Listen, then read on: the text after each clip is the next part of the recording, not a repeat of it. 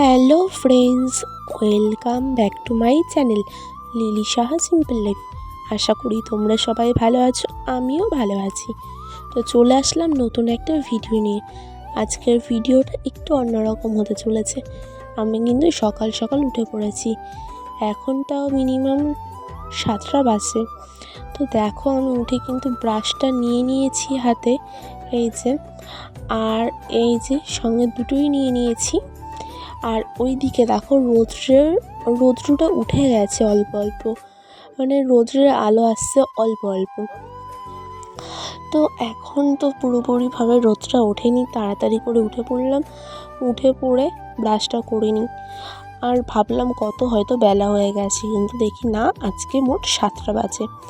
তো উঠে ব্রাশটা আগে করে নেব। করে নেওয়ার পরে এই যে আমি বই নিয়ে বসে পড়েছি, কারণ আজকে আমার কোচিং আছে, কোচিংয়ে যেতে হবে। আমার যেহেতু কিছু পড়াশোনা মুখস্থ হয়নি, সেই জন্য সকালে উঠে একটুখানি পড়াটা করে নিলাম। তো পড়াটা ভালোভাবে করে নিচ্ছি, আর করার পর আমি ব্যাগের মধ্যে ভালোভাবে খাতা বই এগুলো সব ঢুকিয়ে নিচ্ছি, কারণ যখন টাইম হয়ে যায় তখন খেয়াল থাকে না কী নিয়েছি আর কী নিইনি। সেই জন্য তাড়াহুড়ো করে আমি সব কিছু আগে ব্যাগের মধ্যে নিয়ে নিচ্ছি। আর এই যে কলমও নিয়ে নিলাম দুটো, আর চেনটা খুলে একটুখানি দেখে নিলাম যে ব্যাগের মধ্যে আর কলম টলম আছে নাকি, বা টাকা পয়সা আছে নাকি। অনেক সময় আমার ব্যাগের মধ্যে 100-200 টাকা থেকে থাকে, আমার মনেই থাকে না। তো দেখলাম না, আমার ব্যাগে কোনো টাকা নেই। আর সব শেষে আমি আমার ব্যাগের সমস্ত চেনগুলো আটকে দিলাম, আর আমার ব্যাগ পুরোপুরি রেডি হয়ে গেল। এবার ব্যাগটা রেখে আমি রেডি হয়ে নিই।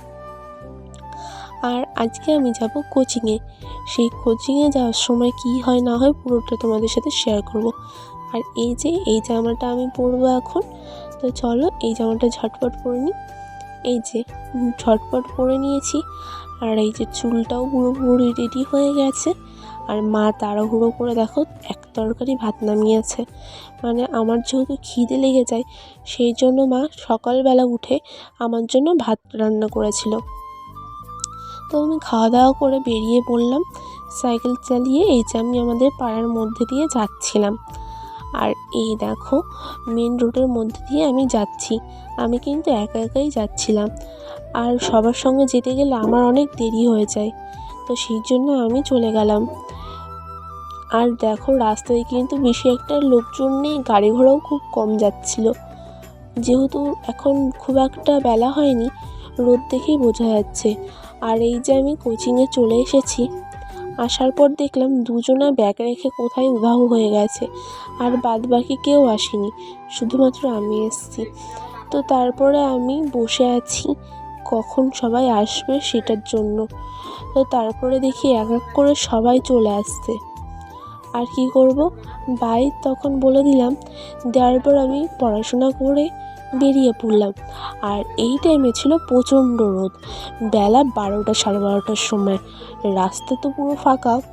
দেখো আমি কিন্তু হাতে গ্লাস পরে নিয়েছি রোদ্রের তাপ থেকে বাঁচার জন্য। কি আর করব, মুখটা যেন আগুনের গোলার মতো জ্বলছিল।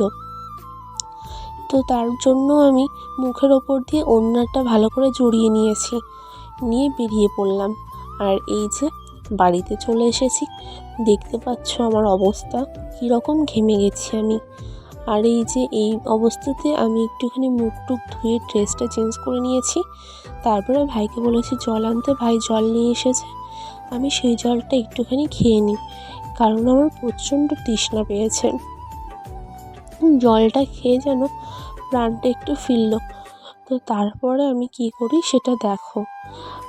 তারপর আমি একটু শুয়ে পড়েছি, যেহেতু আমার প্রচণ্ড কষ্ট হচ্ছিল।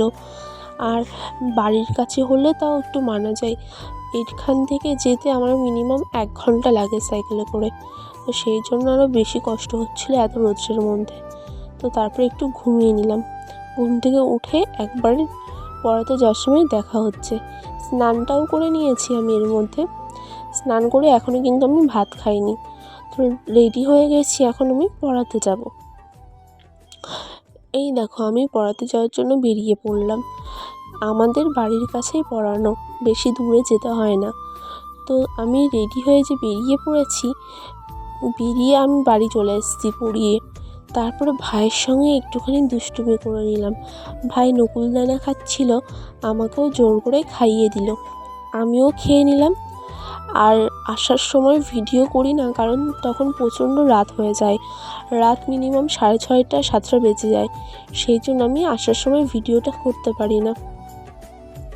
তো ভাইয়ের সঙ্গে একটুখানি খুনসুটি করার পর আমি এই যে শুয়ে পড়েছিলাম, আর ড্রেসটা চেঞ্জ করে আমি উঠে চলে এসেছি, কারণ আমি বিকেলবেলা ভাত খাইনি, সেই সকালে 7:30 নাগাদ ভাত খেয়েছি। তাই এখন আমি ভাতটা খাওয়া শুরু করে দিয়েছি। যেহেতু আমি ভাত খেয়েছিলাম না, সেই জন্য আমার ভাতটুকু রয়ে গেছে। মা জল ঢেলে রেখেছিল, আর তরকারি ছিল অনেকটা, তাই পান্তা ভাত রয়েছে। পান্তা ভাত কাঁচা পেঁয়াজ দিয়ে কাঁঠালের এঁচড় দিয়ে খেয়ে নিলাম। তারপরে বাবা গিয়েছিল বাজারে, আর বাবা বাজার থেকে আসার সময় আমার জন্য নিয়ে এসেছিলো গজা। চারকোনায় এই গজাগুলো খেতে তো আমার খুব ভালো লাগে, আর যেহেতু আমি বেশিক্ষণ হয়নি ভাত খেয়ে উঠেছি, তার জন্য আমার পেটটা পুরোপুরি দেখো ফুলে আছে। এরপর গজাটা মুখের মধ্যে দিয়ে দিলাম, বেশ খুব ভালো লাগলো গজাটা খেতে। অনেক দিন পর গজা খাচ্ছিলাম, আর আমি তো খাওয়া দাওয়া করে এসে শুয়েই পড়েছিলাম বলতে গেলে। তো তারপরে দেখছি বাবা নিয়ে এসছে, তো বাবাও ডাকলো, আমিও উঠে পড়েছি। আমি বেশিরভাগ খাবার দাবার সকালবেলা করে খাই, যেহেতু আমার ভাই এখন ছোট, ভাই সব খেয়ে নেয় দেখে আমিও রাত্রেবেলা খেয়ে নিই।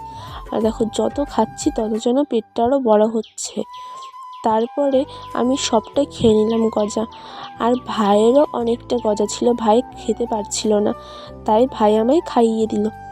বেশ ভালোই লাগছিল খেতে, কারণ ও আমাকে কোনো সময় ওর কাছ থেকে কোনো খাবার দাবার দেয় না। এই প্রথমবার ও আমাকে গজা দিল। তারপরে বাবা যেসব বাজার করে নিয়ে এসেছিলো সেগুলো আমি একটু গোছালাম একটা গামলার মধ্যে ঢেলে। এটা যেহেতু 3-4 দিনের বাজার, 3 দিনের বাজার ছিল এটা, 3 দিনের বাজার, তো সেই জন্য ভালোভাবে গুছিয়ে রাখছি। এখানে দেখো বেগুন নিয়ে এসছে, পটল নিয়ে এসছে, মিষ্টি কুমড়ো, উস্তে, আলু, লঙ্কা। আমি এগুলো সব আলাদা আলাদা করে রাখছি, না হলে তাড়াতাড়ির সময় খুঁজে পাওয়া যায় না। আর সঙ্গে দেখো নিয়ে এসছে লাল শাক, পুঁইয়ের ডাঁটি, সজনের ডাঁটা যেহেতু নতুন উঠেছে, সেই জন্য কিন্তু খেতে খুব ভালোই লাগে। আর নিয়ে এসছে গাজর, দেখো প্যাকেটে করে গাজর নিয়ে এসছে, সঙ্গে নিয়ে এসছে আদা। এ দেখো অনেকগুলো নিয়ে এসেছিলো। তো গাজরের বেশি আমার তরকারি খেতে খুব একটা ভালো লাগে না, যেহেতু মিষ্টি মিষ্টি লাগে, গাজর আমরা বেশিরভাগ শুধু শুধুই খেয়ে নিই। তারপরে আমি আলু কাটতে বসে পড়েছি, কারণ বাবা রিটে মাছ নিয়ে এসছে, সেই মাছ দিয়ে আলু দিয়ে ঝোল হবে। তো আমি আলুর খোসাটা ছাড়িয়ে নিয়ে দুই ভাগ করে নিলাম। আর এই দেখো এটা কি বুঝতে পারছো, এটা হচ্ছে স্যার। আগেকার দিনের মানুষ এগুলো ব্যবহার করতো।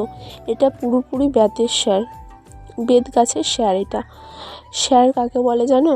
যেটা দিয়ে চাল মাপে তাকে বলা হয় স্যার। কিন্তু এখনকার দিনে মানুষ তো নানান রকম জিনিস দিয়ে চাল মাপে। এই পুরোনো দিনের জিনিসগুলো এখন বলতে গেলে হারিয়েই গেছে। যেমন আমরা এখন গ্লাস দিয়ে চাল মাপি, কারণ পুরোনো দিনের এই বেতের জিনিসটা আমরা খুব একটা ব্যবহার করি না, এটা স্মৃতি হিসাবে রেখে দিয়েছি। তারপরে আমি এই যে চালটা নিয়ে নিয়েছি আমার পরিমাণ মতো, মানে যতটুকু লাগবে। হঠাৎ করে এসে দেখি ভাই পড়তে পড়তে ঘুমিয়ে পড়েছে। মানে কি, ওর পড়াশোনার প্রতি কোনো ইচ্ছা নেই। ছোটোবেলার অনেক স্মৃতি মনে পড়ে যায় যে আমিও কীভাবে এভাবে ঘুমিয়ে পড়তাম। তো যাই হোক, ও যেহেতু ঘুমিয়ে পড়েছে, আমিও একটু বই খাতাগুলো সাইড দিয়ে গুছিয়ে রাখলাম। আর এইদিকে আমার মায়ের রান্নাটা পুরোপুরি হয়ে গেল। এই যে ভাতটা বেড়ে দিয়েছে, আমি সাইডের দিক থেকে দেখো তরকারিটা তুলে নিচ্ছি। শুধু ভাবছিলাম কোনটা নেব। আমার কিন্তু বেশি মাছ খেতে ভালো লাগে না এখন, মনে হয় যেটুকুই খাবো অল্প একটু খাবো, ব্যাস হয়ে যায়, পেট ভরে অত খেতে ইচ্ছে করে না। তো রিটে মাছ কিন্তু আমার প্রথম খুব একটা ভালো লাগতো না, এখন আমার অনেক ভালো লাগে। আর এই রিটে মাছ খেতে গেলে অনেক কিছু মনে পড়ে যায়, এই মাছের কথা মনে পড়লেই অনেক কিছু মনে পড়ে যায়। তো যাই হোক, তারপরে দেখো আমি এই মাছটাকে এক সাইডের দিকে রেখে আলু দিয়ে আর মাছের ঝোলটা দিয়ে ভাতটা সুন্দর করে মাখিয়ে নিচ্ছি, যেন বেশি করে ভাতটা মাখানো যায়।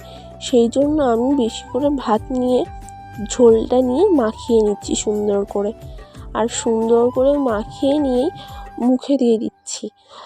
আর এই ভাতটা খেতে খেতে কিন্তু রাত আমার 10টা বেজে গিয়েছিল। তো তারপরে খাওয়া দাওয়া করে আমি চলে এসেছি শোয়ার জন্য, ভালো করে বিছানাটা করে নিয়েছি। আর তাহলে কি আর বলি, আজকের ভিডিওটা এই পর্যন্তই থাকছে।